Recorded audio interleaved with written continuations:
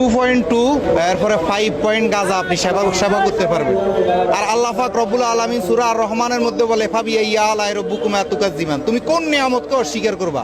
গাঁজা আমার আপনার 14 গোষ্ঠীর বাপে কেউ বানায় নাই, এটা কে বানাইছে? আল্লাহ সৃষ্টি করছে, আল্লাহ সৃষ্টি করছে।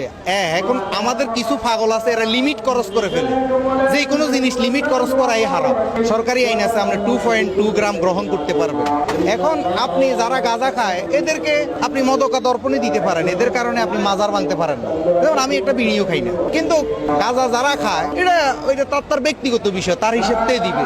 আল্লাহ সৃষ্টি করছে, যদি এটা একবারে নিষিদ্ধই হইতো তাহলে আল্লাহ তো বন্ধ করে দিতে পারে। আল্লাহ এটা সৃষ্টি করে কেন? আল্লাহ এই বর্ডার দিয়া বিডিআর, আর্মি, এসএসএফ, এই গ্র্যান্ড বোমা হামলা সব কিছুর বেড়িবাঁধ পার করি এই গাঁজা কেন আমাদের কাছে পর্যন্ত পৌঁছে? নিশ্চয় এটা আল্লাহর কোনো ইশারা আছে। এটা তো আপনি আমার কোনো ক্ষমতা নাই, এটা আল্লাহর ক্ষমতা। আচ্ছা, এটা টিপা কুত্তার বাচ্চা, শুয়োরের বাচ্চা, হিয়লের বাচ্চা, বিলের বাচ্চা, এগুলো তো আল্লাহর সৃষ্টি। গাঁজা যদি খাওয়া যায়, এগুলো কোন দেবো? দাবার বানাই খাবি? তা বানাই খা, হ্যাঁ গল্প নানটা।